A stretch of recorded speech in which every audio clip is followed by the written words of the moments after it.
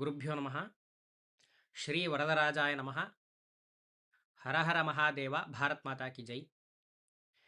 இந்த பதிவு இது ஒரு விழிப்புணர்வுக்கான பதிவு.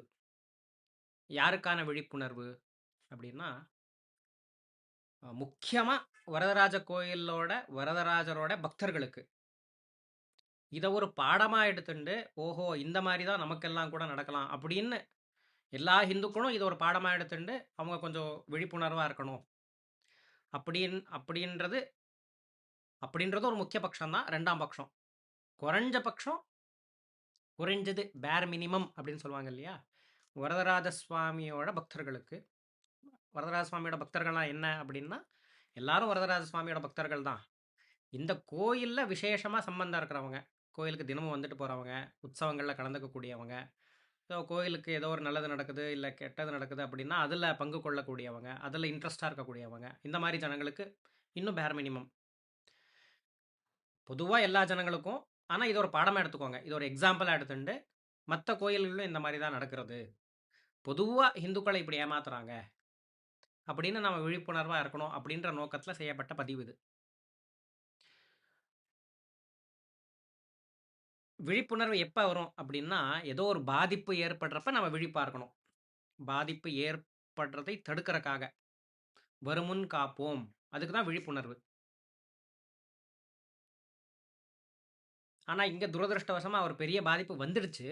ஏதோ பெருமாள் அனுகிரகத்தில் அவரே மனசு வச்சதுனால அந்த பெரிய பாதிப்புலேருந்து நாம் காப்பாற்றப்பட்டிருக்கு. ஆனால் இவ்வளோ சிரமம் வந்துடக்கூடாது.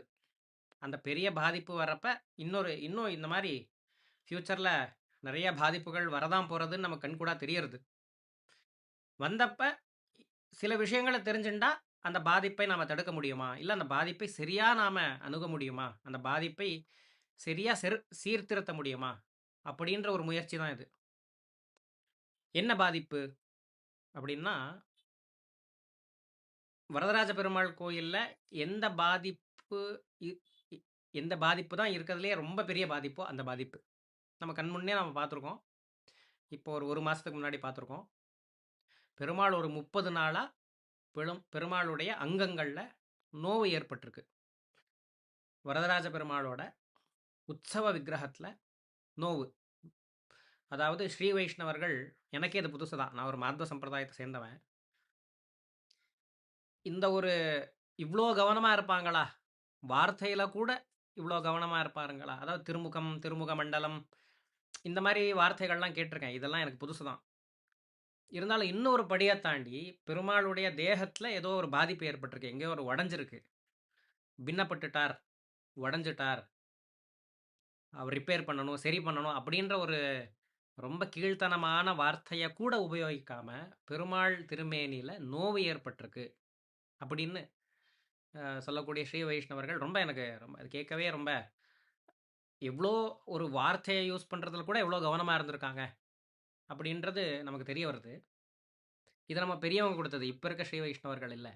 ஸ்ரீ வைஷ்ணவர்களோட பெரியவர்கள் இந்த வார்த்தையை பழக்கப்படுத்துறதுனால இது ஏதோ அன்றாட ஒரு வார்த்தையை காட்டிலும் இது ஒரு புதுசாக இருக்குது அப்படின்னு இப்போ இருக்கவங்க யூஸ் பண்ணுறாங்களே தவிர, நிஜமாக அதை ஆத்மார்த்தமாக யூஸ் பண்ணுறாங்கன்னு எனக்கு நம்பிக்கை இல்லை. இல்லை, ஆத்மார்த்தமாக யூஸ் பண்ணுறவங்கள எண்ணிக்கை ரொம்ப கம்மி, 99.99% அப்படி யூஸ் பண்ணலை. அது ஏன் அப்படி சொல்கிறான்னா, அந்த நோவு ஏற்பட்டதுக்கப்புறம் என்னென்ன நடந்தது, அந்த விஷயங்கள்லாம் கேட்கும்போது எனக்கு அப்படி தான் படுறது. வெறும் வார்த்தையில் வெறும் பெரியவங்க சொல்லிட்டாங்களேன்னு ஏதோ ஒரு டிஃப்ரெண்ட்டாக இருக்கே அப்படின்னு யூஸ் பண்ணுறவங்க தான் சரி நிறையா பேர் இருக்காங்களே தவிர, அதை ஆத்மார்த்தமாக யூஸ் பண்ணலை. ஏன்னா அதுக்கப்புறம் பண்ண விஷயங்கள்லாம் ரொம்ப ரொம்ப ஒரு வேதனை தரக்கூடிய விஷயங்களாக இருந்திருக்கு. அதை வச்சு ஜனங்களை உங்களையும் ஏமாற்ற பார்த்துருக்காங்க. என்ன அப்படின்னா, இந்த மாதிரி நோவு ஏற்பட்டிருக்கு நமக்கு தெரியறது. இதை சரி பண்ண வந்தவங்க சொல்கிறாங்களாம், இந்த மாதிரி இதை சரி பண்ணலை அப்படின்னா இன்னொரு 5-6 வருடங்கள்லேயே திரும்பி இது ஒரு பெருமாளுடைய முகமே உள்வாங்கிடும், பெருமாளுக்கு ஒரு பெரிய பாதிப்பு பட்டுடும் அப்படின்ற சொல்கிறாங்க. அப்படின்னு சொல்கிறாதான் எனக்கு தகவல். அதை தடுத்து நிறுத்தியிருக்காங்க. ஏதோ ஒரு காரணத்தோட தடுத்து நிறுத்தியிருக்காங்கன்னா, சொன்ன காரணம் ரொம்ப மட்டமான காரணம். இப்படி தான் அவங்களை ஏமாத்தின்னு இருக்கிறது. என்ன காரணம் அப்படின்னா, இந்த பெருமாள் யாகத்திலேருந்து வந்த பெருமாள். அந்த உற்சவமூர்த்தி யாகத்திலேருந்து வந்த உற்சவமூர்த்தி. அவர் யாகத்திலேருந்து வந்ததுனால, அந்த யாகத்தில இருக்க நெருப்பெல்லாம் அவர் மேல பட்டுடுத்து. யாகத்திலேருந்து வந்ததுனால தான் அவர் அப்படியே நெருப்பா இருக்கார். அதனால தான் இங்க வந்து என்னது அது மிளகா கூட யூஸ் பண்றதில்ல. மிளகா, சில்லி. இந்த கோயில்ல சில்லி ஏன் யூஸ் பண்றதில்ல அப்படின்னா, பெருமாள் வந்து யாகத்தில வந்துட்டார். முதல்லயே கொதிச்சுன்னு இருக்கார். அதனால இன்னும் நாம பெருமாளுக்கு நைவேத்தியத்த வந்து நாம அதில வந்து அ மிளகா யூஸ் பண்ணிட்டா, அவருக்கு இன்னும் அப்படியே கொதிக்க ஆரம்பிச்சுரும். அதனால மிளகாய் யூஸ் பண்றதில்ல. அந்த யாகத்திலிருந்து வந்த சின்னங்கள்லாம் நமக்கு தெரியணும் இன்னும் கூட. அதனால பெருமாள சரி பண்ணாதீங்கோ. அப்படின்னு பெரிய ஒரு ஆர்ப்பாட்டம் பண்ணியிருக்கிறதா, பெரிய ஒரு தகராறு பண்ணியிருக்கிறதாவும், அதையெல்லாம் சமாளிச்சு, ஏதோ ஒரு பெருமாள் அவர பேர் மினிமம் ஆன ஒரு சேஃப்டிய பெருமாள் பண்ணிண்டார். அந்த வந்த அது எதனாலயோ, இது மனிதர்களோட செயல் இல்ல இது. அந்த மனிதர்களுக்குள்ள பெருமாள் இருந்து இத சாதிச்சுன்னு இருக்கார். மத்த பக்தர்களுக்காக. ஏன்னா, இப்ப இருக்க கலியுக மனிதர்களுக்கு அந்த பாக்கியம் இல்ல. அந்த தபஸ் இல்ல. அந்த புண்ணியத்துல நமக்கு நாட்டம் இல்ல. புண்ணியம் சம்பாதிக்கணுமே, இது பெரிய காரியம் பண்ண போறோமே, இதுக்கு தடங்கல்கள் நெறையா வருமே, அந்த தடங்கல்கள் வராம இருக்கறக்காக நான் வந்து தபஸ் பண்ணணுமே, விரதங்கள் பண்ணணுமே, அப்புறம் நான் அந்த பெரிய காரியத்த கையில எடுக்கணுமே. இதெல்லாம் இல்ல. அதெல்லாம் இல்ல. எல்லாருக்கும் தெரியறது. ஏகாதசி உபவாசமே பண்றதில்ல நாம. ஏகாதசி அன்னைக்கு நல்லா வயிறு நெறைய சாப்பிட்டு, மத்த காரியங்கள்ல ஈடுபடுற ஜனங்கள நாம இன்னும் பார்த்துன்னு தான் இருக்கோம். நெறைய ஆயிட்டு இருக்காங்க இன்னும். ஏகாதசி அன்னைக்கு வெங்காயம் சாப்பிட மாட்டேன். இது ஏதோ பெரிய தபசுன்னு நெனச்சுட்டு இருக்காங்க. வெங்காயம் எப்பவுமே சாப்பிடக்கூடாது. பூண்டு எப்பவுமே சாப்பிடக்கூடாது. ஹோட்டல்ல எப்பவுமே சாப்பிடக்கூடாது. வாட்டர் கேன் தண்ணி எப்பவுமே குடிக்கக்கூடாது. குடிச்சா கிணறுல இருக்க தண்ணி குடிக்கணும். மிஞ்சி மிஞ்சி போனா இந்த காலத்துல போர் தண்ணி குடிக்கணும். மிஞ்சி மிஞ்சி. வெளிய போயிட்டு வந்தா ஸ்நானம் பண்ணிட்டு தண்ணி குடிக்கணும். கோயிலுக்கு போறோமா, கை கால அதாவது தர்ஷனத்துக்கு போறவங்க மினிமம் கை கால அலம்பின்னு போணும். பூஜை பண்றவங்க குளிச்சுட்டே போணும். பெருமாள தீண்டக்கூடியவங்க, இல்ல பெருமாளுக்கு பிரசாதம் பண்ணக்கூடியவங்க, பெருமாளுக்கு சந்தனம் அரைச்சு கொடுக்கக்கூடியவங்க, பெருமாளுடைய வஸ்திரத்த ஹேண்டில் பண்ணக்கூடியவங்க, இவங்கலாம் குளிச்சுட்டே போணும். முதல்லயே ஒரு துணிய காய போட்டுருக்கணும். குளிச்சுட்டு அந்த காய போட்ட துணிய எடுத்து நாம உடுத்திக்கணும். திரும்பி அந்த குளிச்ச ஈரத்தோட ஒரு துணிய காய போடணும். அந்த காஞ்ச துணிய அடுத்த நாள் குளிச்சுட்டு எடுத்துக்கணும். இவ்வளவு ஒரு காரியத்த பண்றதுக்கு இவ்ளோ சுத்தபத்தமா இருக்கணும் நாம.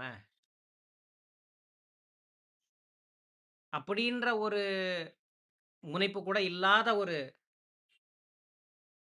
ஒரு சமூகமா மாறிட்டோம் நாம. சுய ஒழுக்கம் இல்லாத ஒரு சமூகமா மாறிட்டோம். நான் முந்தா நேத்து தான் நான் செங்கல்பட்டு பஸ் ஸ்டாண்ட்ல ஒருத்தர பார்த்தேன். பெருமாள ஏள பண்ணக்கூடியவர். பிராமணர்ன்னு தான் சொல்லிக்கிறார் அவர். அந்த செங்கல்பட்டு பஸ் ஸ்டாண்ட்ல ஷூவ போட்டுண்டு, ஆஃபீஸ்லேருந்து வராரு அவர். ஷூவ போட்டுண்டு, சமோசாவ எச்ச பண்ணி சாப்பிடுறார். அங்க வாங்குன சமோசாவ எச்ச பண்ணி சாப்பிட்டுன்னு இருக்கார். இங்க கோயில்ல பார்த்தா அப்படியே பெரிய இவர் மாரி சுத்தபத்தமா அப்படியே பெரிய நாமத்தெல்லாம் போட்டுண்டு, கச்சைய கட்டிண்டு, இடுப்புல இதெல்லாம் சாமானிய ஜனங்களுக்கு நான் சொல்றதெல்லாம் ரொம்ப ஆச்சரியமா இருக்கலாம். இது ஒரு பிராமணர்கள் சாமான்யமா எல்லாருடைய வாழ்வியல் முறை தான் இது. நின்னுட்டு சாப்பிடக்கூடாது, எச்ச பண்ணி சாப்பிடக்கூடாது, பெருமாளுக்கு நைவேத்தியம் பண்ணாம சாப்பிடக்கூடாது, சமைக்கிறதுல சுத்தமா இருக்கணும், சமைக்கிறவங்க சுத்தமா இருக்கணும். நான் வெறும் பிராமணர்கள் தான் அப்படிலாம் சொல்லல. யார் சமைச்சாலும் அவங்க என்ன சுத்தமா இருக்கணும். அந்த சமைக்கிறவங்க நான் இப்ப தான் சொன்னேன். பெருமாளுக்கு நைவேத்தியம் பண்ணணும்னா, அவங்க குளிச்சுட்டு போய் நைவேத்தியம் பண்ணணும். குளிச்சதோட குளிச்சுட்டு நடந்து போற வழியில வேற ஏதோ ஈரத்த மிதிச்சுண்டா திரும்பி குளிக்கணும். நான் குளிச்சுட்டு சமையல் கட்டுக்கு ஒரு 10 மீட்டர் தூரம்னு வச்சுக்கலாமே. அந்த 10 மீட்டர் தூரத்துல வேற ஏதோ ஈரமோ, வேற ஏதோ துணியோ, சம்மந்தம் இல்லாத ஏதோ ஒரு துணியோ, ஈரமோ ஏதோ ஒண்ணு இருக்கு. அத நான் மிதிச்சுட்டா திரும்பி குளிச்சுட்டு வரணும். இதெல்லாம் பிராமணர்கள் இல்ல. சாமான்யமா பகவத்கீதையில ஷமோதமத் தபஸ் சௌச்சம் அப்படின்னு சௌச்சம் சுத்தம் சொல்றப்ப பிராமண குணம் சொல்றார். ஆனா அதுக்கு மத்வாச்சாரியார் எடுக்கிறது என்ன அப்படின்னா, இந்த பிராமணர்களுக்கு சொல்லப்பட்ட 10 குணங்களும் எல்லா 4 வர்ணத்தாருக்கும் இருக்கக்கூடிய குணங்கள். பிராமணர்கள் கொஞ்சம் அதிகமா இருக்கும். சாமான்யமா. இதெல்லாம் ரொம்ப டீப்பா பேசினா பேசின்னு இருக்கலாம். இந்த 10 குணங்களும் 4 பேருக்கும் இருக்கக்கூடிய குணங்கள். சூத்திரருக்கு சொல்லப்பட்டிருக்கிற சேவை மனப்பான்மை இருக்கக்கூடிய குணம் 4 வர்ணத்திற்கு இருக்கக்கூடிய குணங்கள் அது. வெறும் அவருக்கு மட்டும் இது இல்ல. ஒரு பிராமணனா இருந்தா குரு சேவை பண்ணணும், பெரியவங்களோட சேவை பண்ணணும், ஞானிகளோட சேவைய பண்ணணும். வெறும் சூத்திரருக்கு மட்டும் சேவைன்னு சொல்லிட்டா, இவங்க சேவை பண்ணலன்னா, அவங்களுக்கு எப்படி ஞானம் வரும்? இந்த மாரி கேள்விகள்லாம் இருக்கு. வெறும் அவங்க மட்டும் பிராமணர்கள் மட்டும் ஆஸ்திகமா இருந்தா போதுமா? மத்த 4 வர்ணத்தாரும் ஆஸ்திகமா இருக்க வேணாமா? இது மாரி நெறைய சர்ச்சைகள்லாம் வருது. அது இப்ப சொல்லிட்டு இருந்தா சொல்லிட்டே இருக்கலாம்.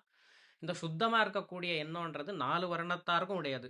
யார் யாருக்கு பெருமாளுடைய அனுக்கிரகம் வேணும் அப்படின்னு நினைக்கிறோமோ, இந்த 4 வருணத்தாருக்கும் இருக்கக்கூடியது, இந்த சுத்தமா இருக்கக்கூடியது. இன்னும் ஃபாரின் போறதெல்லாம் இன்னும் தூரம். பிராமணர்கள் ஃபாரின் போகவே கூடாது. போனா பிராமணனே கிடையாது. இதெல்லாம் தர்மசாஸ்திரம். இவை எல்லாம் அது ஒரு அந்த குவாலிட்டிலேருந்து அட்லீஸ்ட் நாம அத தப்புனாவது ஒத்துக்கலாமே! ஏதோ தப்பு பண்ணிட்டோம். தப்பு பண்ணிட்டோம்னாவது ஒத்துக்கலாமே! அத ஒத்துக்க கூட நமக்கு வாய் வர மாட்டேன்தே! அந்த தப்புக்கு பிராயஷ்சித்தத்த தேடிக்கலாமே! ஏதோ நம்ம தெரியாம, ஏதோ அந்த ஒரு இளமை காலத்தில ஏதோ ஒரு தப்பு பண்ணிட்டோம். அத தப்புன்னு ஒத்துண்டு அத பிராயஷ்சித்தம் கூட பண்ண மாட்டேன்றோமே! அவ்ளோ நமக்கு அந்த அகம்பாவம் வந்துடுதே! அப்படிப்பட்ட ஒரு காலகட்டத்தில, பெருமாளுக்கு இப்படிப்பட்ட ஒரு பாதிப்பு ஏற்பட்டிருக்கு. ஜனங்கள் எல்லாம் இப்படி இருக்கோம். ஜனங்களுக்கு தபஸ் இல்ல. அந்த டேலண்ட் பத்திலாம் நான் சொல்லவே விரும்பல. இந்த மாரி ஒரு கோயில இன்னொரு 100 வருஷத்துல 100 வருஷத்துக்கு ஒரு கோயில்ல வொர்க் பண்ணா கூட இந்த மாரி ஒரு தூண உருவாக்க முடியாது நம்மளால. அது எல்லாரும் நம்ம ஒத்துன்னு தான் ஆகணும். நாம எல்லாரும் இன்னைக்கு ஸ்டார்ட் பண்ணி இன்னும் 100 வருஷம் நாம வொர்க் பண்ணா கூட, இந்த மாரி ஒரு தூண வொர்க் பண்ண முடியாது. இந்த மாரி ஒரு தூண பண்ண முடியாது. டேலண்ட் வேற ஏதோ ராக்கெட் எல்லாம் அனுப்புறோம் நாம. இது மாரி தூண பண்ணிடலாமா? மார்ஸ்க்கு ராக்கெட் அனுப்புறோம் நாம. ராக்கெட் அனுப்பி கீழ இறக்கி வைக்கிறோம் நாம. அத காட்டிலும் இது பெரிய காரியம் இல்லையா? திருப்பதி பெருமாள் திருப்பதி பெருமாளுக்கு சாமான்யமா சொல்லுவாங்க. பெருமாளே தான் நெனச்சா பெருமாள் நெனச்சா தான் நாம பெருமாள பார்க்க முடியும் அப்டின்ட்டு. வெறும் தர்ஷனத்துக்கே அப்டின்னா, பெருமாள் கோயில்ல ஒரு தூண் பண்ணணும்னா, அப்புறம் பெருமாள் நெனைக்க வேணாமா? பெருமாள் நெனைக்கணும்னா, நாம அதுக்கு தகுந்த மாரி சுத்த பத்தமா, தபஸ்வியா, ஞானவானா, தர்மவானா, எல்லா அதர்மத்துக்கும் பயப்படக்கூடியவனா, புண்ணியங்கள சம்பாதிக்கிறவனா, பாபத்த விடக்கூடியவனா இருக்க வேணாமா? அந்த மாரி யாரும் இல்ல. அதனால பண்ண முடியாது நம்மனால. அப்படிப்பட்ட ஒரு காலகட்டத்தில, இப்படிப்பட்ட ஒரு பாதிப்பு. எப்படிப்பட்ட ஒரு பாதிப்பு? பெருமாளுடைய திருமேனியே இன்னொரு 10 வருஷத்தில, அது அப்படியே இதாயிடும். உள்வாங்கிடும்ன்ற மாரி ஒரு பாதிப்பு. அத தடுத்திருக்காங்க. எத சொல்லி தடுக்குறாங்க தெரியுமா? புராணத்தில பெருமாள் யாகத்திலிருந்து அவதரிச்சுட்டார். பெருமாளுடைய விக்கிரகம், அந்த விக்கிரகம் அப்படியே நெருப்புலருந்து வந்துட்டான். அந்த நெருப்புலருந்து வந்ததுனால, அந்த நெருப்புல இருக்கிற பொறியெல்லாம் பெருமாளோட இதுல பட்டுடுத்தாம். பட்டு அங்க ஓட்ட ஓட்டையா மாறிடுதாம். இத எனக்கு தெரிஞ்சு காஞ்சிபுரத்தில 99% ஜனங்க இதான் நம்புறாங்க. 99% இத நம்புறாங்க. நம்புறதுனால மட்டும் அது உண்மையாயிடாது. அது என்னன்னு நான் சொல்றேன். எங்கேருந்து இது இது இந்த விஷயம் எங்கேருந்து வந்திருக்கு? உங்களுக்கு தெரிஞ்சவங்க சொல்ட்டா மட்டும் இது உண்மையாயிடுமா? இது எங்கேருந்து வரேன்? இதுக்கான ஒரு சொல்யூஷன் நான் சொல்றேன் நானு. இப்படி ஒரு விஷயத்த புராணத்த காரணம் காட்டி, புராணம் யார் எழுதுனது? வேதவியாசர். அந்த வேதவியாசர் சொன்ன வாக்கியத்துல இப்படி இருக்கு. அதனால நாம அத சரி பண்ணக்கூடாதுன்னு சொல்லி ஒரு பெரிய ஆர்ப்பாட்டத்த பண்ணி இப்படிப்பட்ட ஒரு காலகட்டத்தில என்னோட ஒரு பர்சனல் எண்ணம் என்ன அப்படின்னா, அங்க இருக்க தாத்தாச்சாரியார்கள் உள்ள போய் பார்த்துருக்கணும். ஏன் அப்படின்னா, பழைய அவங்க தாத்தாச்சாரியார்கள் சொல்ற காரணம் என்ன? எங்க பெரியவங்க இதெல்லாம் பண்ணல, நான் பண்ண மாட்டேன். உங்க பெரியவங்க இருந்த காலகட்டமா இது? உங்க பெரியவங்க இருந்தறப்ப அந்த பொற்கொல்லருக்கு என்ன டேலண்ட் விட்டுருங்க. இப்ப இருக்க பொற்கொல்லருக்கு அத விட டேலண்ட் இருக்குன்னே வச்சுக்கலாம். நேர்மையானவர்னே வச்சுக்கலாம். எந்தவித தப்பும் பண்ணாதவர் நேர்மையான அந்த பொற்கொல்லரோட தபஸ் இருக்கா? உங்களுக்கு தாத்தாச்சாரியார்களுக்கும் மட்டும் இல்ல. எனக்கும் சேர்த்து, எல்லா ஹிந்துக்களுக்கும் சேர்த்து, எல்லா சனாதனர்களுக்கும் சேர்த்து, உங்களுக்கு, உங்க பெரியவங்களுக்கு இருந்த அந்த தபஸ் இருக்கா? பெரியவங்களுக்கு இருந்த அந்த சுத்தத்தை இருக்கா? பெரியவங்களுக்கு இருந்த அந்த ஞானம் இருக்கா? அதுல 1% இல்லன்னு எல்லாம் ஒத்துக்கிறோம்ல.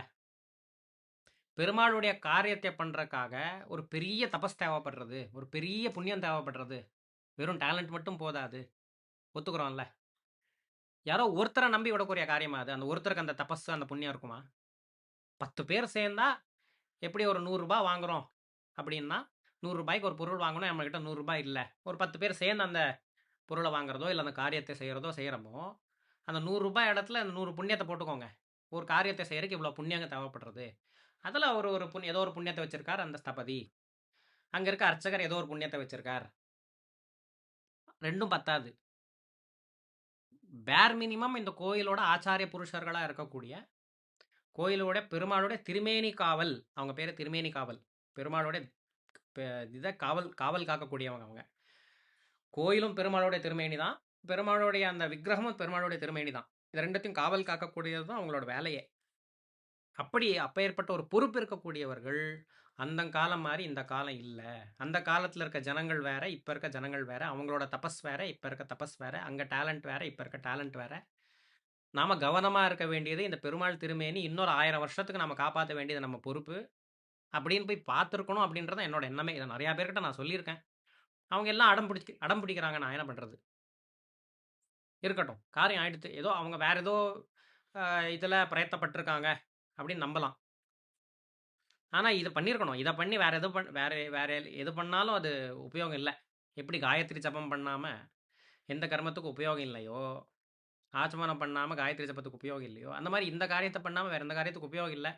வேற காரியம்லாம் பண்ணிட்டு இந்த காரியம் பண்ணலன்னு என்ன தப்பு சொல்லாதீங்கன்னு சொல்ல முடியாது. இந்த காரியத்த பண்ணியிருக்கணும். இருக்கட்டும். அந்த மாரி ஒரு சந்தர்ப்பத்துல, இந்த மாரி ஒரு இந்த அளவுக்கு ஒரு பெரிய பாதிப்பு ஏற்பட்டப்ப, சொல்லக்கூடிய காரணம் என்ன? வேதவியாசரோட வாக்கியம். புராணத்துல வந்துட்டார். அந்த புராணத்த இதே தாத்தாச்சாரியார்கள் ஒவ்வொரு பல்லவோத்சவத்தன்னைக்கும் 7 நாள் படிக்கிறாங்க. அதே தாத்தாச்சாரியார்கள் புராணத்த 7 நாட்கள் படிக்கிறாங்க. தினமும் படிக்கிறாங்க. அதுல அவதார கட்டம்னு வருது. அவதாரத்துக்கு அப்புறம் என்னென்ன வரணுமோ எல்லாம் வருது. பெருமாள் எப்படி அவதாரம் பண்ணார்? பெருமாள் அவதாரம் பண்றதுக்கு முன்னாடி என்ன ஆச்சு? பெருமாள் அவதாரம் பண்ணதுக்கு அப்புறம் என்ன ஆச்சு? அது ஏதோ ஒரு மணிப்பிரவாளம் அப்படின்ற ஒரு நடையில இருக்கு. சம்ஸ்கிருதமும், தமிழும் கலந்த ஒரு நடையில இருக்கு. அது அவங்க புரிஞ்சுக்கிறாங்களோ, அவங்கனாலே புரிஞ்சுக்க முடியுதோ இப்ப எனக்கு தெரியல. அவங்க பெரியவங்களுக்கு நல்ல ஞானம் இருந்திருக்கு, நல்ல அறிவு இருந்திருக்கு. அத நான் ஒத்துக்கிறேன். இப்ப இருக்கவங்களுக்கே அதெல்லாம் தெரியறதோ எனக்கு தெரியல. தெரிஞ்சு தான் படிக்கிறாங்களா? தெரியாம படிக்கிறாங்களா? எனக்கு தெரியாது. அதுல நான் கமெண்ட் பண்ண விரும்பல. இப்ப இருக்கிற ஜனங்களுக்கு அந்த ஞானமும் தபஸ் இல்ல. அது மட்டும் எனக்கு தெரியும். அந்த புராண பட்டணம் பண்ணது பண்ணக்கூடியது என்ன காரணத்துக்காக? அந்த சமயத்துல பெருமாள் இருக்கார். பெருமாள் திருப்திக்காக. அதுக்கூட ஜனங்கள் எல்லாம் இருப்பாங்க. ஜனங்கள் எல்லாம் கேட்கட்டும். பெருமாளுடைய நித்தியம் நீங்க 7 நாள் வந்து அந்த பவித்ரோத்சவத்துல அந்த புராணத்த கேட்டுட்டா, பெருமாளோட மொத்த சரித்திரமும் தெரிஞ்சிரும். அப்படி ஒரு அப்படி ஒரு ஏன்னா அங்க படிக்கிறது அந்த சம்ஸ்கிருத புராணம் இல்ல. அந்த சம்ஸ்கிருத புராணத்துல அது அப்படியே 7 நாட்கள்ல எவ்வளோ சுருக்கமா சொன்னா, ஓரளவுக்கு நமக்கு பெருமாளுடைய புராணத்தோட ஐடியா கிடைக்குமோ, அப்படி ஒரு சுருக்கமான ஒரு இத ரெடி பண்ணி வச்சிருக்காங்க அவங்க. மணிப்பிரவாளத்துல சொல்றாங்க. அந்த மணிப்பிரவாளத்துல சொல்லக்கூடிய விஷயங்கள ஜனங்க கேட்டு ஜனங்க புரிஞ்சுக்கணும் அப்படின்றதுக்காக தான் சொல்றாங்க. இத அந்த அர்ச்சகருக்கு புரியலன்னு தான் சொல்லணும். படிக்கிறவங்களுக்கும் புரியல. ஏன்னா இப்ப நடந்த விஷயத்த பார்த்தா படிக்கிறவங்களுக்கும் புரியலன்னு தான் சொல்லணும். கேட்கிறவங்களுக்கும் புரியல தான் சொல்லணும். அதனால தான் இந்த வார்த்தை வந்திருக்கு. பெருமாள் அக்னியிலிருந்து வந்துட்டார். அந்த அக்னியிலிருந்து வந்த அந்த வடுக்கள் எல்லாம் அந்த பெருமாளோட முகத்துல இருக்கு. நீங்க சரி பண்ணிட்டா அந்த வடுக்கள் எல்லாம் போயிடும். அதனால சரி பண்ணாதீங்கோ. எவ்வளோ பெரிய பாதிப்பா இருந்தாலும் சரி பண்ணாதீங்கோ. 10 வருஷத்துல பெருமாள் மூஞ்சியே உள்வாங்கிட்டாலும் சரி பண்ணாதீங்க. திருமுக மண்டலமும் உள்வாங்கிட்டாலும் சரி பண்ணாதீங்கோ. அப்படின்னு பெரிய ஆர்ப்பாட்டத்த பண்ணதா, அப்புறம் ஏதோ ஒரு பெருமாள் நடத்தினார். ஏதோ ஒரு லீலைய அவர் நடத்திண்டு அங்க சரியாச்சு. அங்க இன்னொரு 10 தலைமுறை 200 வருஷம், 300 வருஷத்துக்கு எந்த விதமான பாதிப்பும் வராத அளவுக்கு இப்ப செஞ்சுட்டாங்கோ. அப்படின்னு ஏதோ ஒரு வார்த்தை வர மாரி செஞ்சிருக்கிறதா எனக்கு ஒரு செவி வழி கேள்வி. இந்த சொன்ன காரணம் இருக்குல்ல, அந்த சொன்ன காரணம் நிஜமான காரணமா? அப்படின்னு நம்ம புராணத்திலே பார்த்துடலாம். இந்த பெருமாள் யாகத்துல இருந்தா வந்தாரா? அப்படின்னு புராணத்துல இருந்தே பார்த்துடலாம். புராணத்துல இந்த பெருமாள் யாகத்துல இருந்தா வந்தார் அப்படின்னு சொன்னா, அந்த வடுக் அந்த அது மட்டும் போதாது. இன்னும் சாஸ்திரம்லாம் ரொம்ப ஆழம். நீங்க பெருமாள் யாகத்திலிருந்து வந்தா, அந்த யாகத்திலிருந்து வந்ததுனால பெருமாள் மூஞ்சில அந்த தழும்பெல்லாம் ஏற்பட்டிருக்குன்னு சொன்னா தான் அங்க அது கரெக்ட்டு. பெருமாள் மட்டும் வந்துட்டார். அப்படின்னா பெருமாள் மூஞ்சில அந்த வடுக்கள் எல்லாம் இருக்குன்னு அர்த்தம் இல்ல. பெருமாள் வந்தார். அந்த பெருமாள் வந்ததுக்கு அடையாளமா முகங்கள்ல அந்த இது இருக்கு. அந்த வடுக்கள் எல்லாம் இருக்கு. அப்படின்னு புராணம் சொல்லியிருக்கணும். வெறும் பெருமாள் யாகத்திலிருந்து வந்தார்ன்னு சொன்னா கூட பெருமாள் பெருமாள் மூஞ்சியில வடு இருக்குன்னு அங்க அர்த்தம் இல்ல. யாகத்திலிருந்து வந்தார், வடு இருக்குன்னு சொன்னா தான் பெருமாள் மூஞ்சியில வடு இருக்குன்னு அர்த்தம். இவ்ளோ இவ்ளோ ஸ்ட்ரக்சர்டு, இவ்ளோ பெர்ஃபெக்ட் நம்ம புராணங்கள்லாம். ஏன்னா, புராணங்கள் எழுதுனது வேதவியாசர். அந்த பெருமாளே தான் வேதவியாசர். பெருமாள் வேற இல்ல, வேதவியாசர் வேற இல்ல. பெருமாளே தான் வேதவியாசர். வேதவியாசரோட வார்த்தைகளுக்கு அவ்வளோ மகத்துவம் உண்டு. இது சாஸ்திரம் வாசிச்சவன் எல்லாருக்கும் தெரியும். சாஸ்திரத்தை முதல் ஒரு 15 வருஷம் வாசிக்கிறதுக்கு ட்ரெயின் பண்ணுறதே இந்த மாதிரி விஷயங்கள்னால தான். ஒவ்வொரு டாட்டு, ஒவ்வொரு கமா, ஒவ்வொரு ஷா, ஒவ்வொரு ச, ஒவ்வொரு தூ, அந்த வார்த்தைக்கும் அர்த்தத்தை சொல்லி கொடுக்கறதுக்கு தான் சாஸ்திரம் முதல் வாசிச்சுட்டு அப்புறம் நம்ம வேதாந்தத்துக்குள்ளே போகிறது. இதெல்லாம் சாஸ்திரம் வாசிக்கிறவங்களுக்கு தெரியும். பொது ஜனங்களுக்கு இது தெரிய வாய்ப்பு இல்லை. இருக்கட்டும், புராணத்தில் என்ன இருக்குது சுருக்கமாக சொல்லிடுறேன். புராணத்தில் இந்த விக்கிரகம் இருக்கு இல்லையா, பெருமாளுடைய விக்கிரகம். பெருமாளுடைய விக்கிரகம் யாகத்திலேருந்து வரல. யாகத்திலேருந்து வந்தது பெருமாளே. அப்படின்னா என்ன? ராமர் எப்படி, கிருஷ்ணர் எப்படி, நம்ம முன்னாடி எப்படி அவர் நடமாடின்னு இருக்கார், வைகுண்டத்தில் எப்படி இருக்கார், விபவ ரூபம், சின்மய ரூபம், அந்த ரூபத்தில் பெருமாள் வந்தார். ராமர் எப்படி விக்கிரக ரூபமாக இருந்தாரா? ராமர் இப்போ இருக்கிற நாம் அயோத்தியாவில் பார்க்குற அந்த சிலை இல்லை. ராமாவதாரத்தில் ராமர் அவதாரம் பண்ண காலத்தில் விக்கிரக ரூபமாக அவதாரம் பண்ணாரா? கிருஷ்ணர் அவதாரம் பண்ண காலத்தில் விக்கிரக ரூபமாக அவதாரம் பண்ணாரா? எப்படி நடமாடக்கூடிய சின்மய பிரதிமையோ விபவ ரூபமோ, அந்த விபவ ரூபம்தான் இதிலிருந்து வந்தது, யாகத்திலிருந்து வந்தது. அதுக்கப்புறம் என்ன நடக்குது நான் படிக்கிறேன். இது பிரம்மாண்ட புராணத்தில் காஞ்சி மகாத்மியம் அதில் 17வது அத்தியாயம். இந்த புஸ்தகத்தோட லிங்க் கூட நான் இந்த யூடியூப் இதில் கொடுக்குறேன். அதை நீங்கள் கிளிக் பண்ணால் அந்த புஸ்தகம் டவுன்லோட் பண்ணிக்கலாம். 250 அதான் 17வது அத்தியாயன்றது பெருமாளோட அவதாரம் பண்ணக்கூடிய அத்தியாயம். அந்த அத்தியாயத்தில்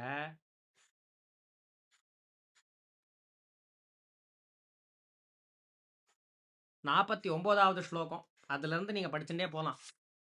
49வது ஸ்லோகத்திலேருந்து அந்த புராணம் அந்த அத்தியாயம் முடிகிற வரைக்கும் 86வது ஸ்லோகத்து வரைக்கும் நீங்கள் பொறுமையாக நீங்கள் படிச்சுக்கோங்க. நான் அதில் இருக்க முக்கியமான பாயிண்ட் மட்டும் சொல்லிடுறேன்.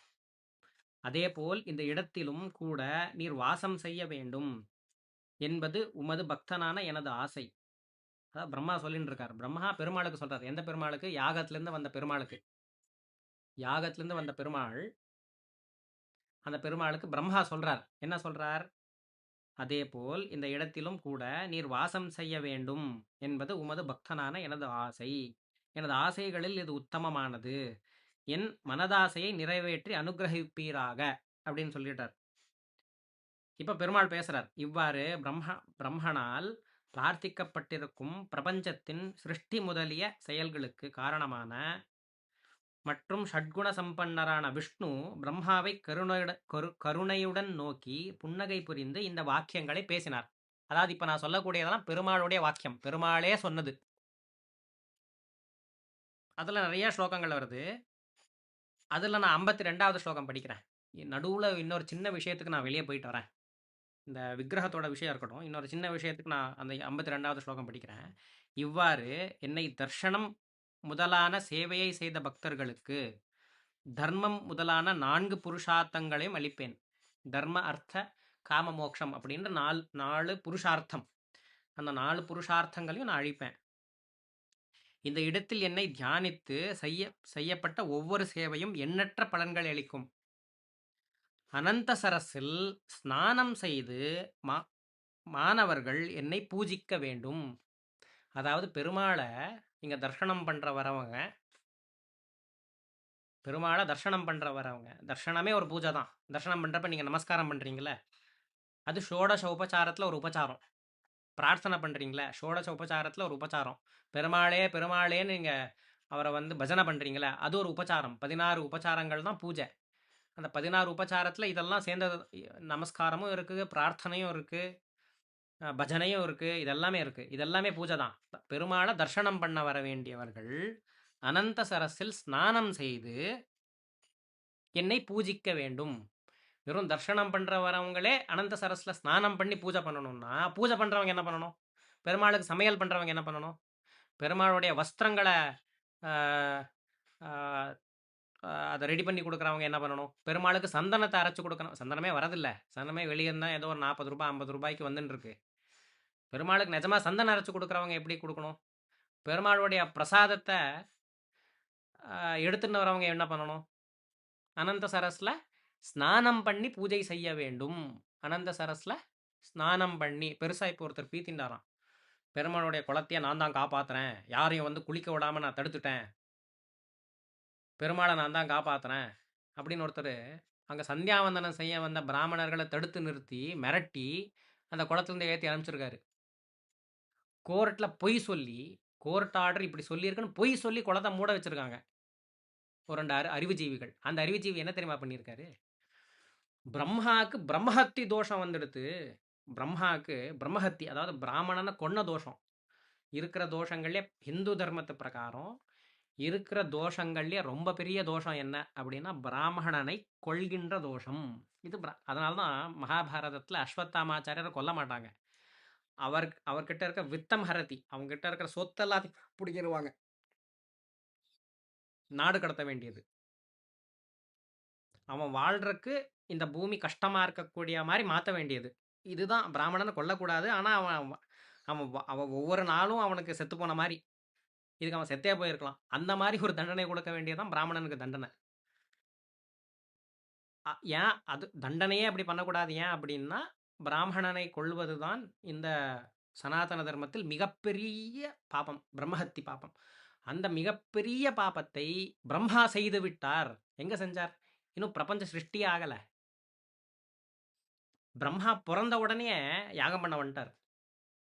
பிரம்மா பொறந்த உடனே இந்த உலகத்தில் முதல் முதல் உலகம் தோன்றி அதாவது பிரம்மா பிறந்த பின்பு பிரம்மா பிறந்தவுடன் அவர் பூஜை செய்தது வரதராஜ பெருமாளுக்கு.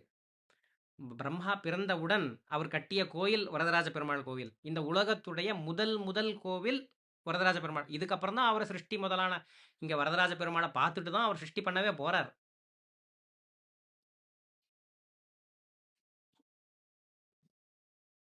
நான் இன்னும் சித்தாந்தத்துக்கெல்லாம் போல நானு. பிரம்மாக்கு பிரம்மஹத்தி வந்துடுத்துன்னு அதுக்காக தான் பெருமாள் வந்தார். இதை ஒருத்தன் ரெண்டு 3 இன்டர்வியூல சொல்லியிருக்கான் ஒருத்தன். இந்த கோயிலை நாசம் பண்ணதுல அவனுக்கு முக்கியமான பார்ட் உண்டு.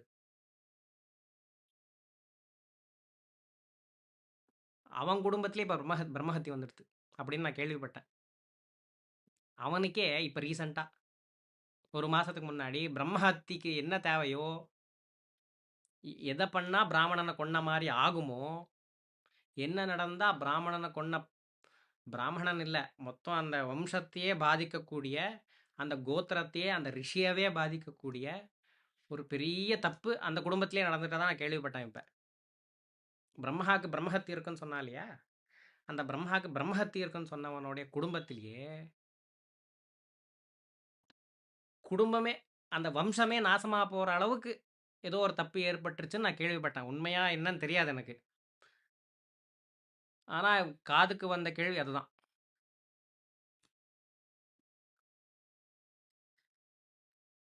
சரி. அப்படி பெருமாள் சொல்றார். என்ன அனந்த சரஸில் பூஜை செய்து அனந்த சரஸில் ஸ்நானம் செய்து என்னை பூஜிக்க வேண்டும். அப்படி செய்தவன் பிரம்மஹத்தி தோஷத்திலிருந்து விடுபடுவான். அனந்த சரஸ்ல இருந்து ஸ்நானம் பண்ணி பெருமாளை தரிசனம் பண்ணா பிரம்மஹத்தி தோஷத்துல அதாவது பிரம்மா பிரார்த்தனை பண்ணதுனால தான் நமக்கு பிரம்மஹத்தி தோஷம் போறக்கான வாய்ப்பு உண்டு. அப்பா எனக்கு நீ தர்ஷனம் கொடுத்துட்ட சரி, நீ இங்கேயே இருந்து ஜனங்களுக்கெல்லாம் நீ வந்து காட்சி கொடு அப்படின்னு பிரம்மா கேட்க போகவே பெருமாள் என்ன சொல்றார்? சரிப்பா நீ கேட்டதுனால நான் இருக்கேன். அவசியம் நீ சொன்னதை நான் எப்படி கேட்காம போவேன்? உன்னால நீ கேட்டுண்டேன்னு நான் மற்றவங்களுக்கெல்லாம் நான் அனுகிரகம் பண்றேன். அதாவது பிரம்மா கேட்டதுனால தான் நமக்கு பிரம்மஹத்தி தோஷம்லாம் போறது. யார் கேட்டதுனால நமக்கு பிரம்மஹத்தி தோஷம்லாம் போறதோ அவருக்கே பிரம்மஹத்தி தோஷம் இருக்குன்னு ஒரு மனுஷன் சொல்றான்னா, அந்த மனுஷன் தான் முக்காவாசி பேர் ஏமாத்துறது. நான் வந்து அந்த வம்சம், நான் வந்து இந்த வம்சம், இப்பேற்பட்ட வம்சம் என்னது, பரம்பரை பரம்பரையா இருக்கக்கூடிய வம்சம். பரம்பரை பரம்பரையா பரம்பரை பரம்பரையா உங்களுக்கு இதான் சொல்லி கொடுத்தாங்களா? இப்போ பிரம்மாவுக்கு பிரம்மஹத்தி தோஷம் வந்துடுதுன்னு பரம்பரை பரம்பரையா சொல்லி தந்தாங்களா? இந்த புஸ்தகத்துல இந்த புஸ்தகத்துல ஒரு வார்த்தை பிரம்மாவுக்கு பிரம்மஹத்தி தோஷம் இருக்குன்னு காட்டிட சொல்லுங்களேன் பார்க்கலாம். மொத்த புராணத்துல பிரம்மஹத்தி தோஷம் இருக்கு பெருமாளுக்கு அப்படின்னு காட்டிட சொல்லுங்களேன் பார்க்கலாம். சரி, அப்படி செய்தவன் பிரம்மஹத்தி தோஷத்திலிருந்து விடுபடுபவன் விருத்தங்கள் நியமங்களால் அலங்கரிக்கப்பட்டவனே. நீ செய்த அஸ்வமேத யாகத்தினால் நான் சந்தோஷமடைந்தேன், மேலும் திருப்தி அடைந்தேன். விருத்தங்கள் நியமங்களால் அலங்கரிக்கப்பட்டவனே. பிரம்மாவோட அலங்காரம் என்ன அப்படின்னா, பிரம்மா விருத்தங்கள் பண்ணியிருக்கார். பிரம்மா நியமமா வேதத்துல என்ன சொல்லியிருக்கோ அந்த நியமத்தை பரிபூர்ணமா கடைபிடிச்சிருக்கார். வேதத்துல என்ன சொல்லியிருக்கு? பிரம்மஹத்தி பண்ணவே கூடாதுன்னு சொல்லியிருக்கு. அது பண்ணாததுனால தான் நான் உனக்கு வந்து தர்ஷனம் கொடுத்தேன் அப்படின்னு பெருமாளே சொல்லிட்டு இருக்காள். விரதங்களையும் நியமங்களினாலும் அலங்கரிக்கப்பட்டவனே. அப்படிப்பட்ட பிரம்மா நீ பண்ண அஸ்வமேத யாகத்துல திருப்தி வந்து தான் நான் வந்து உனக்கு தர்ஷனம் கொடுத்துருக்கேன். நீ சொன்னதை நான் எப்படி கேட்காம போவேன்? நான் கேட்குறேன்ப்பா, அவசியம் நான் இங்கே இருக்கேன். இங்கேருந்து எல்லா ஜனங்களுக்கும் நான் வந்து அனுகிரகம் பண்ணுறேன். அவங்க வந்தவங்க என்ன பண்ணணும்? அனந்த சரஸ்ல ஸ்நானம் பண்ணிட்டு என்னை வந்து பார்க்கணும். பார்த்தா அவங்களுக்கு பிரம்மஹத்தி முதலான தோஷங்கள் போயிடும். இப்போ இவ்வளோ பக்தர்களுக்கு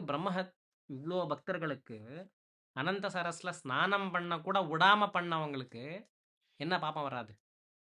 அவங்க எல்லாரோட பிரம்மஹத்தியும் அங்கே தான் இருக்கும். இந்த குளத்துல ஸ்நானம் பண்ண விடாம எவன் செஞ்சானோ அவனுக்கு தான் மொத்த பிரம்மஹத்தி பாப்பமும். பத்மகர்ப்பத்திலிருந்து பிறந்த பிரம்மனே, எப்பொழுதெல்லாம் நீ என்னை நினைவு கூறுகிறாயோ அப்பொழுதெல்லாம் நீ நினைத்த மாத்திரத்தில் உன் கண்முன் தோன்றுவேன். சைத்தன்யமுள்ளதும் அனந்த பூர்ணமானதும் சிறப்பு வாய்ந்ததுமான எனது திவ்ய ரூபத்தை நீ ஒருவன் மட்டுமே பார்க்க தகுதியுடையவன். அதாவது பெருமாள் வந்தார் இல்லையா, யாகத்திலிருந்து வந்தா இல்லையா, அந்த பெருமாள் எந்த தேவதைக்கும் கண்ணில் தெரியல. எந்த தேவதைக்கும், பிரம்மாவை விட்டு சரஸ்வதியை விட்டு எந்த தேவதைக்கும் கண்ணில் தெரியல. உனக்கு மட்டும்தான் பார்க்கக்கூடிய தகுதி இருக்கு அப்படின்னு பெருமாள் சொல்றார். இப்ப நாமெல்லாம் பார்த்துட்டு இருக்கோமே. அப்ப அது என்னது? பெருமாள் வரார். எதுவும் வேதவியாசர் எதையும் சொல்லாம விடல. பெருமாள் எதையும் சொல்லாம விடல. எல்லாம் சொல்றார் அவர். இன்னொருவர் இந்த ரூபத்தை பார்க்க இயலாது. இன்னொருவர் இந்த ரூபத்தை பார்க்க இயலாது. பூலோகத்தில் எனது இந்த ரூபத்தை மனுஷர்கள் பார்க்க இயலாது. எவராலும் பார்க்க இயலாது. சரி, பூலோகத்துல நான் இந்த யாகத்திலிருந்து வந்தவர் சொல்றது இது. இந்த வார்த்தைய யாகத்திலிருந்து வந்த பெருமாள் சொல்லிட்டு இருக்கார். பூலோகத்தில் இருக்க மனுஷர்கள் பார்க்கவே முடியாதுன்னு சொல்லிட்டு இருக்கார். அதனால் பிரதிமையில் மறைந்து நான் இங்கு வாசம் செய்வேன். அதனால என்னை பார்க்க முடியாது. யாகத்திலிருந்து வந்த என்ன, நீ என்ன பிரம்மா, நீ என்ன பார்த்துட்டு இருக்க இந்த ரூபத்தை மனுஷர்கள்னால பார்க்கவே முடியாது. அவங்க பார்க்கணும்னு நீ வேணுன்னு இருக்கல. அதனால நான் என்ன பண்றேன் அப்படின்னா, ஒரு பிரதிமை, அந்த பிரதிமைனா சிலை, அந்த சிலையில நான் வந்து இந்த நானே அந்த சிலையில இருக்கேன். சிலையில இருந்து கொண்டு பக்தர்களுக்கெல்லாம் நான் அனுகிரகம் கொடுக்குறேன். அந்த அந்த சிலையை பார்க்கலாம், நீங்க அந்த விக்கிரகத்தை நீங்க பார்க்கலாம். சதுர்முகனான பிரம்மனே இந்த இடத்தில் இருந்து கொண்டு அனைத்து பிராணிகளுக்கும் போகங்கள், மோட்சம், புருஷார்த்தம் முதலியவற்றை கொடுத்து கொண்டு திவ்யமான இந்த ரூபத்துடன் வாசம் செய்கிறேன். எந்த ரூபத்துடன்? எந்த பிரதிமையில இந்த யாகத்திலிருந்து வந்தவர் பெருமாள் இருக்கார் இல்லையோ அந்த அந்த அந்த பிரதிமையோட அந்த பிரதிமையில நான் வாசம் செய்வேன். பரம பக்தனான உனக்கு மட்டும் எனது சந்தர்ஷனம் கிடைக்கும். பரம பக்தனான உனக்கு, அதாவது பிரம்மனுக்கு மட்டும் சந்தர்ஷனம் கிடைக்கும். இப்போ நம்ம சித்ரா பௌர்ணமி அன்னைக்கு பிரம்மாராதனம் பெருமாள் போறாரு. அந்த இதுக்கு பாலாத்துல இறங்குறாரு. எதுக்கு? பிரம்மா வந்து அந்த தர்ஷனத்தை, அதாவது பிரம்மாவுக்கு மட்டும் அந்த தர்ஷனத்தை கொடுக்குறார். அந்த தர்ஷனத்தை பார்க்கறக்காக தான் பெருமாள் அங்கே போறார். அதுக்கு பேரே பிரம்மாராதனம்னு பேரு. அந்த விக்கிரகத்துக்குள்ள இருக்க யாகத்திலிருந்து வந்த பெருமாள் நம்ம கண்ணுக்கு யாருக்கும் தெரிய மாட்டார். அந்த விக்கிரகத்துக்குள்ள அந்த பெருமாள் இருக்கார். அப்ப என்னாச்சு? விக்கிரகம் வந்து யாகத்திலிருந்து வந்ததுன்னாச்சா? நீங்க இதெல்லாம் நீங்க வந்து ஆன்சர் பண்ணணும்னு தேவையில்லை. புராணத்திலேயே இருக்கு. அந்த விக்கிரகம் எப்படி வந்தது அப்படின்னு புராணத்துல இருக்கு. எந்த விக்கிரகத்துல யாகத்திலிருந்து வந்த பெருமாள் இருக்காரோ அந்த விக்கிரகம் வந்தது எப்படி புராணத்துல இருக்கு. நான் படிக்கிறேன். மேலும் அந்த பிரதிமையில் வாசம் செய்யும் என்னை பூஜிப்பாயாக. அதனால் பின்னால் வரக்கூடிய அநேக தேவ ரிஷி கந்தர்வர்கள் மற்றும் மனுஷர்கள் பூஜை செய்வார்கள். நீ வந்து ஒரு விக்கிரகத்தை பண்ணி அந்த விக்கிரகத்துல நான் இருப்பேன், அந்த விக்கிரகத்துக்கு நீ பூஜை பண்ணு, அந்த விக்கிரகத்தையே முன்னாடி வரக்கூடியவங்க பூஜை செய்வாங்க. அப்புறம் பிரம்மாவோட யாகம் பிரம்மாவோட ஸ்துதி வருது. இதை சொன்ன உடனே பிரம்மா ஸ்துதிக்கிறார். அது ரொம்ப பெருசா இருக்குது, நீங்க படிச்சுக்கோங்க. 252வது பக்கம், 253வது பக்கம். நான் முக்கியமான அந்த இதை மட்டும் சொல்லிடுறேன். 76வது ஸ்லோகம், அதே 17வது அத்தியாயத்தில் 76வது ஸ்லோகம். ஸ்ரீவத்ச சின்னம் மற்றும் கௌஸ்துப ரத்னங்களை அணிந்த அனைத்து லக்ஷணங்களுடன் கூடிய விஷ்ணுவின் பிரதிமையை விஸ்வகர்மன் மூலம் சாஸ்திர விதிகளை அனுசரித்து செய்வித்தார். யாரு? பிரம்மா. என்ன பண்ணார்? விஸ்வகர்மனின் மூலம் சாஸ்திர விதிகளை அனுசரித்து செய்வித்தார். விஸ்வகர்மா கிட்ட சொல்லி அந்த பிரதிமையை செஞ்சாரு. யாகத்திலிருந்து வந்த பெருமாள் எந்த பிரதிமையில இருந்தா, அந்த பிரதிமையில் இருக்கக்கூடிய யோக்கியமான பிரதிமையை, எந்த பிரதிமையில இருந்து எல்லாருக்கும் அனுகிரகம் பண்ணக்கூடிய அந்த யோக்கியமான பிரதிமையை விஸ்வகர்மா கிட்ட இருந்து பிரம்மா செஞ்சார். இந்த பிரதிமை என்ன பார்க்குறோம்? இது விஸ்வகர்மா பண்ண பிரதிமை, பிரம்மா பூஜை பண்ண பிரதிமை. அந்த பிரதிமைக்குள்ள பெருமாள் இருக்கார். அந்த பெருமாள் பிரம்மா யாகத்திலேருந்து வந்தார். ஏன்? பிரம்மாவை தவிர வேற யாரும் அந்த அந்த ரூபத்தை பார்க்க முடியாது அப்படின்னு பெருமாளே சொல்லியிருக்கார். உன்னை தவிரன்னா லக்ஷ்மி தேவியினால பார்க்க முடியும், பிரம்மாவோட பத்னியா இருக்கக்கூடிய சரஸ்வதி தேவினால பார்க்க முடியும். அர்த்தாங்கி, பிரம்மாவுடைய அர்த்தாங்கினா பத்னின்னு அர்த்தம். அவருடைய அர்த்தம் பிரம்மாவுடைய பாதி சரஸ்வதி தேவி. அதனால சரஸ்வதி தேவினால பார்க்க முடியும். இவங்களை விட்டு யாருனாலையும் பார்க்க முடியாது அப்படின்னு பெருமாள் சொல்லிட்டார். எல்லாரும் பார்க்கறதுக்கு என்ன பண்ணணும்? ஒரு பிரதிமையை பண்ணுப்பா, அந்த பிரதிமைக்குள்ள நான் இருக்கிறேன். அந்த பிரதிமை பண்ணது யாரு? விஸ்வகர்மா. எங்க இருக்கு? புராணத்துல இருக்கு.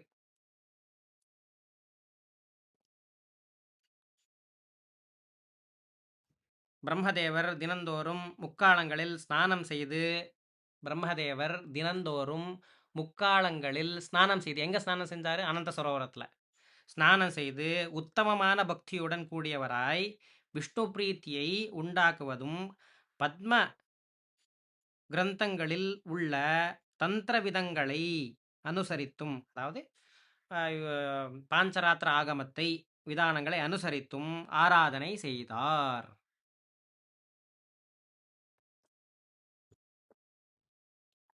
இப்போ புரிஞ்சிருக்கா நீங்கள்லாம் எப்படி ஏமாற்றப்படுறீங்க அப்படின்ட்டு? இந்த சரி, நாம் ஏமாந்து போகிறோம் சரி, அந்த ஏமாத்துறதுனால விளைவு என்ன? நாம் எந்த பெருமாள் மேலே நாம் பக்தி வச்சுருக்கோமோ, எந்த பெருமாள் இல்லாமல் நாம் இல்லைன்னு நம்புகிறோமோ, அந்த பெருமாளை அழிக்கிறதுக்கு இதே காரணமாக சொல்கிறாங்க. நம்ம நம்பிக்கையே காரணமாக சொல்கிறாங்க. பாருங்கள், எல்லாரும் நம்புகிறாங்க. எல்லாரும் வந்து என்ன நம்புகிறாங்க? பெருமாள் வந்து யாகத்திலேருந்து வந்ததுனால தான் முகத்து மேலே அந்த புள்ளி புள்ளியாக வந்து, இந்த பெருமாள் இந்த உலகம் தோன்றியல்ல, பிரம்மா தோன்றி அவர் பூஜை பண்ண முதல் பெருமாள். இந்த உலகத்துல ஒரு பெருமாள் மூர்த்தியே கிடையாது. அப்ப உதிச்ச பெருமாள் அது. அப்ப வந்தவர். இந்த பெருமாள் தான் முதல் பூஜை ஏற்பட்டிருக்கு. இந்த பெருமாள் கோயில் தான் முதல் கட்டப்பட்டிருக்கு. அந்த பெருமாளுக்கு பிரம்மா முதல்ல பூஜை பண்றார். பிரம்மா தான் நம்மளெல்லாம் படைக்கிறது. நம்மளே இல்லை, எல்லா தேவதைகளையும் படைக்கிறது பிரம்மா தான். அந்த தேவதைகளெல்லாம் உருவாகிறதுக்கு முன்னாடி பிரம்மா ஆசைப்பட்டு வந்து இந்த பூமியில யாகத்தை பண்ணி, அந்த யாகத்துல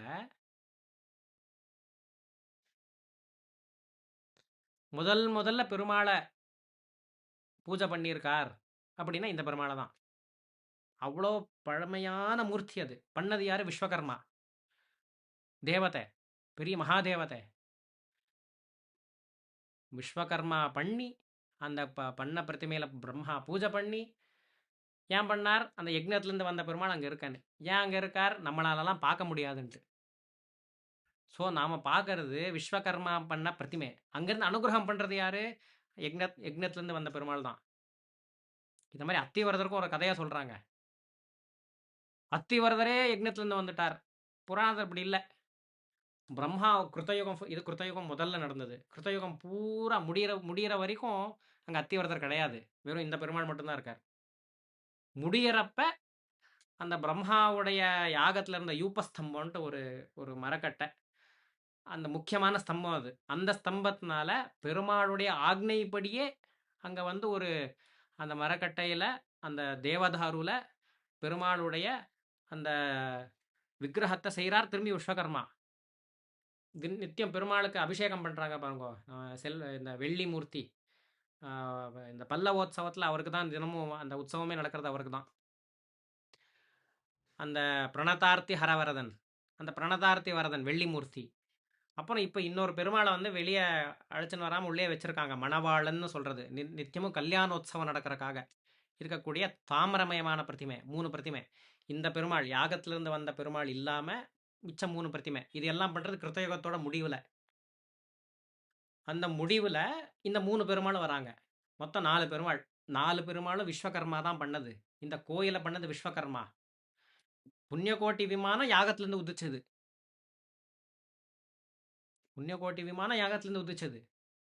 புண்ணியகோட்டி விமானத்துல ஏதாச்சும் யாகத்திலிருந்து வந்ததுக்கான மார்க்ஸ் எல்லாம் இருக்கா? அதெல்லாம் ஏன் பெயிண்ட் வச்சு நீங்க அழிச்சீங்க? அத அப்படியே விட்டுருக்க வேண்டியது தானே. யாகத்திலேருந்து தானே வந்தது. எப்படி பெருமாள் மூஞ்சியில ஓட்ட ஓட்ட வந்திருக்கோ, புண்ணியகோட்டி விமானத்திலயும் அந்த எரிஞ்சதுக்கான அடையாளம்லாம் இருக்கணும்ல. அதை ஏன் பெயிண்ட் வச்சு அழிச்சிருக்கீங்க? பதில் இல்ல. இதெல்லாம் அப்ராகிருதம். அக்னியினால எந்த விஷயத்த தீண்ட முடியாதோ அதுதான் பெருமாள். பெருமாள் அப்ராகிருதம். இத சொல்லி புராணத்துல வந்துட்டார்னு சொல்லி ஒரு ஆர்ப்பாட்டத்தை பண்ணி அவங்களும் படிக்கல. இத சொன்னவங்களும் படிக்கல. பெருமாள் திருமேனியில வேலை செய்யறவங்க புராணத்தை படிக்கல.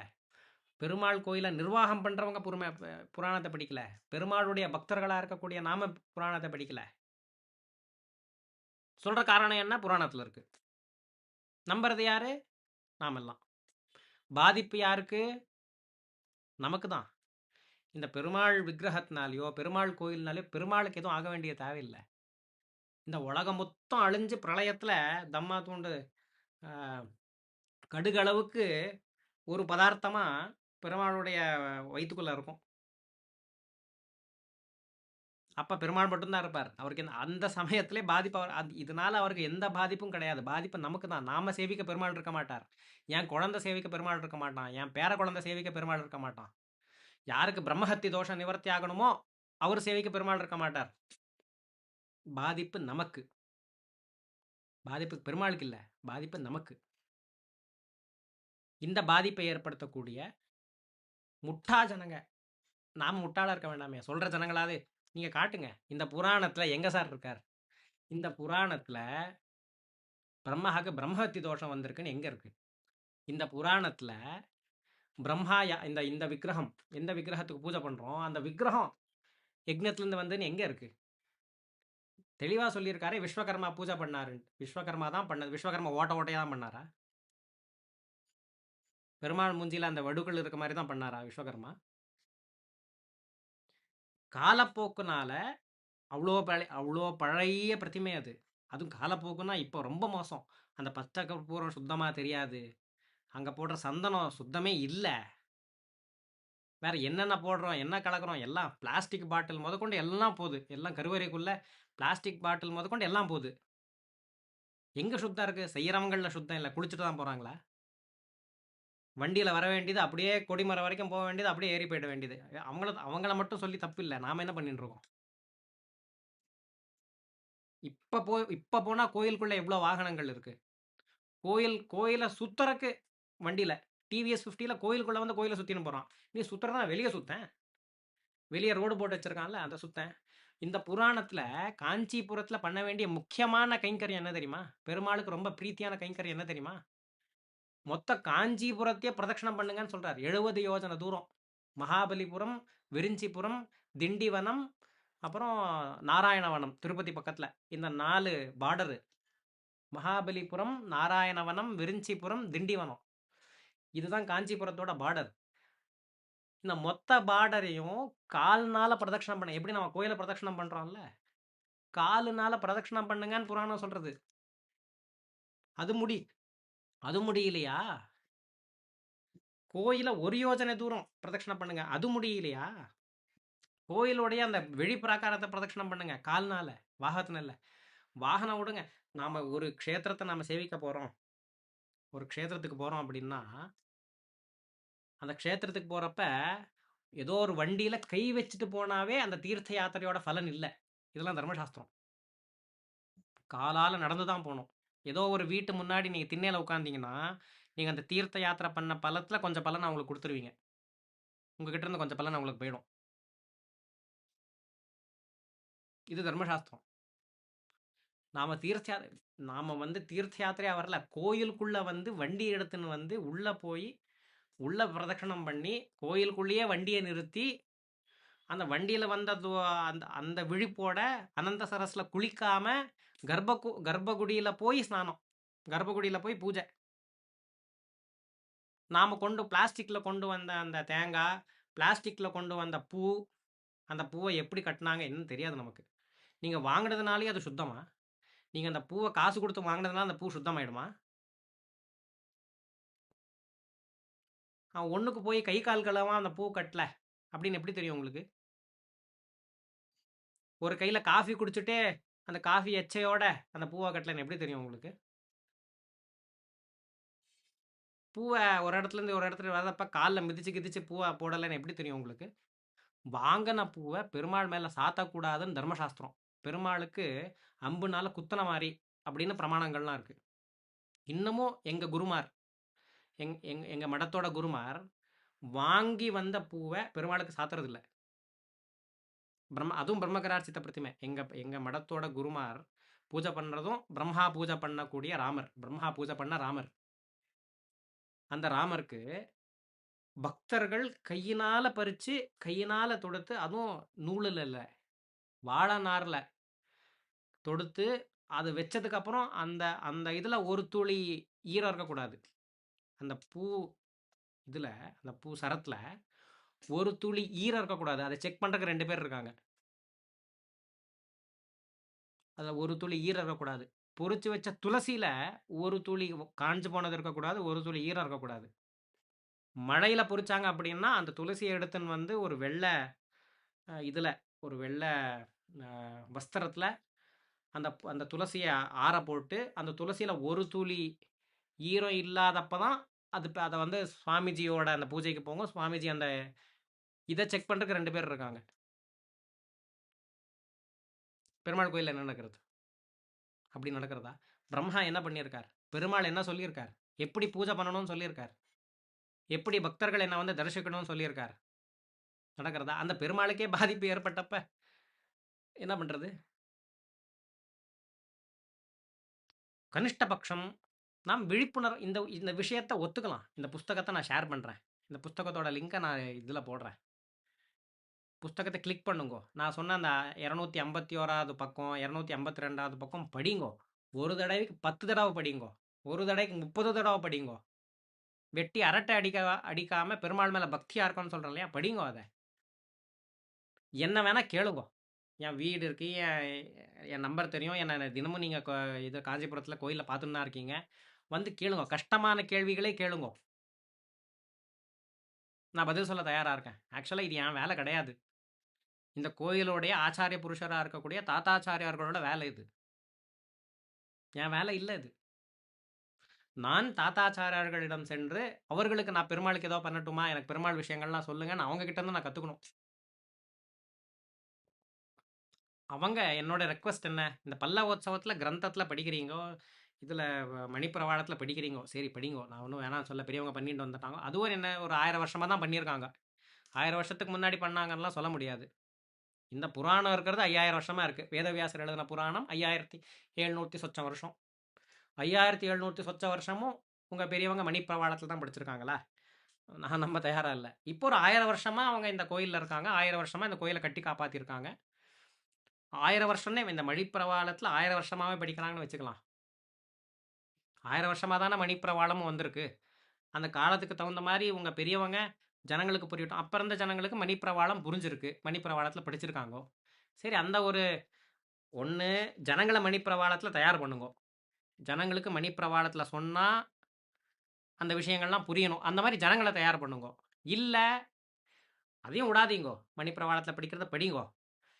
சாமான்யமான எளிய தமிழ்ல, எளிய இங்கிலீஷ்ல, எளிய கன்னடத்தில, எளிய தெலுங்குல, இப்ப வந்து ஆட்டோ டிரான்ஸ்லேட் எல்லாம் கூட வந்திருக்கு. நீங்க ஒரு ஒரு மொழியில நீங்க படிச்சா போதும். அதே தானா வேற வேற மொழியில கம்ப்யூட்டரே அத வந்து மொழிபெயர்த்துருது. நீங்க நீங்க பேசுற மாரியே பேசுறது அது. அந்த மாரி டெக்னாலஜி எல்லாம் யூஸ் பண்ணி, பெருமாளுடைய நிஜமான சரித்திரம் என்ன? அப்படின்றத ஜனங்களுக்கு விளக்கி சொல்லுங்க. ஒரு ஆச்சாரிய புருஷர்களா உங்களுக்கு நான் வேண்டுகோள் விடுக்கிறேன். இங்க ஏதாச்சும் தப்பு நடக்குதுன்னா, நீங்க உங்க கடமையிலருந்து தவறிட்டீங்க அப்படின்றது தான். அந்த ராஜா தவறுனதுனால தான் பிரஜைகள் எல்லாம் தவறியிருக்காங்க. இந்த கோயிலுடைய ராஜா வரதராஜா. அங்க பிரதான சேவகர், பிரதான மந்திரி தாத்தாச்சாரியார்கள். நீங்க இந்த கடமையிலிருந்து தவறுனதுனால தான் இந்த கோயில்ல இவ்வளலாம் பிரச்சனை. நீங்க மத்தவங்களுக்கு மத்த வேலை இருக்கு. நான் என்னோட பாரம்பரியம் என்னமோ அத பார்க்கணும் நானு. ஆனா அந்த பாரம்பரியத்தோட கோயிலோட பாரம்பரியம் தான் முக்கியம். நான் ஒத்துக்கிறேன். என் பாரம்பரியத்த காட்டிலும் உங்க பாரம்பரியம் தான் பெருசு. என் பாரம்பரியம் ரொம்ப கம்மி. பாரம்பரியமே இல்ல. அப்படின்னு வச்சுக்கலாம். இருந்தாலும் எனக்கு ஏதோ இருக்கு. என் பெரியவங்க ஏதோ பண்ணிட்டு வந்திருக்காங்க. என் பெரியவங்க பண்ணத காட்டிலும் உங்க பெரியவங்க தான் பெருசா பண்ணியிருக்காங்க. சந்தேகம் இல்ல. அந்த காரியம் தான் பெருசு. சந்தேகம் இல்ல. ஆனா நான் என்த பார்த்து தான ஆகணும். நீங்க உங்களத பார்க்கறக்கு தானே உங்களுக்கு அந்த மரியாதை. முதல் தீர்த்தம், முதல் 2 தீர்த்தம், எல்லாத்துலயும் முதல் மரியாதை இதெல்லாம் குடுக்குறது அதுக்கு தானே. நீங்க எங்க பாமர ஜனங்களுக்கு கீழ இறங்கி வாங்கோ. பெரிய பெரிய எதிரிகள் வந்தப்ப அவங்களுக்கு எதிர்த்து போராடக்கூடிய அந்த திறமைய வளர்த்துக்கோங்கோ. நாங்களும் கூட இருக்கோம். உங்க கூட சேர்ந்து வரோம். நாங்களும் உங்க கூட நாங்க வந்து கைகோர்த்து நிக்கிறோம். நீங்க பெருமாள காப்பாத்தி குடுங்கோ எங்களுக்கு. எங்களுக்கு குடுங்கோ. வேண்டி தான் கேட்கிறோம் நாங்க. இத விட நான் என்ன என்ன என்ன எனக்கு என்ன சொல்றதுன்னு தெரியல எனக்கு. இத விட ஒரு பெரிய பாதிப்பு என் வாழ்நாள்ல நான் பார்ப்பேன்னு எனக்கு என்ன இத விட பெரிய பாதிப்பு வரக்கு சான்சஸ் இருக்கு. இதே மாரி நம்ம முட்டாளா இருந்தா, ஜனங்கள இதே மாரி மூட நம்பிக்கையில அவங்களுக்கு நாம அறிவார்ந்த விஷயங்கள சொல்லாம, நம்ம முக்கியமான சனாதன தர்மத்தோட முக்கியமான விஷயங்கள சொன்னாம, இப்படியே நாம மழுப்பி, மழுப்பி, மழுப்பி சொல்லிட்டு போயிருந்தா, பாவம் ஜனங்களும் ஏமாந்து போவாங்க. சமுதாயமும் கெட்டு போயிடும். அல்டிமேட்லி நமக்கு இருக்கிற எல்லாமும் கெட்டு போயிடும். இதுக்காக நீங்க ஒரு படி கீழ இறங்கி வாங்கோ. நீங்க உங்க திறமைகள வளர்த்துக்கோங்கோ. இது ஒரு பிரார்த்தனை தான். நான் ஏதோ உங்கள அட்வைஸ் பண்றேன். அப்படிலாம் நினைச்சுக்காதீங்க. உங்களுக்கும் குடும்ப குட்டி இருக்கு. எல்லாம் தெரியறது எனக்கு. நானும் பார்த்துன்னு தான் இருக்கேன். இதெல்லாம் தாண்டி நாம வரணும். இதுக்கு என்ன சேவை ஆகுமோ, என்ன மாரி கைங்கரியம் செய்யறதுக்கு நாங்க தயாரா தான் இருக்கோம். உங்க எதிரிகளுக்கு நீங்கள் வந்து எதிர்கொண்டு கோயில காப்பாத்துறதுக்காகட்டும், நீங்க சாமானியர்களுக்கு சென்று பெருமாளுடைய மகிமைகளை சொல்வதற்காகட்டும், ஞான காரியத்துக்காகட்டும், பெருமாளுடைய அந்த வைபவத்தை, பெருமாளுடைய கோயிலை வள இன்னும் மெருகேத்துவதற்காகட்டும், இது என்ன காரியத்துக்கா ஆனாலும் கூட, எங்கள மாரி சாமானியர்களுடைய யதாசக்தி ஒரு ஒரு பிரயத்னம் உங்களுக்கு கண்டிப்பா உண்டு. நீங்க பண்ணுங்கோ. ஜனங்களும் இந்த மாரி விஷயங்கள தேடி தேடி படிங்கோ, தேடி தேடி கேளுங்கோ, போங்கோ. இவ்வளோதான் என்னால சொல்ல முடியும். இத பண்ணலைன்னா, நாம மொத்தம் நம்மிட்டு இருக்க மொத்தமும் காலி. மொத்தமும் குளோஸ். நம்ம பேர பசங்களுக்கு இது கிடைக்காது. அத மட்டும் நான் நிச்சயமா இருக்கேன். ஜெய் ஸ்ரீராம். ஸ்ரீ கிருஷ்ணார்ப்பணமஸ்து. கிருஷ்ணம் வந்தே ஜெகத்குரும்.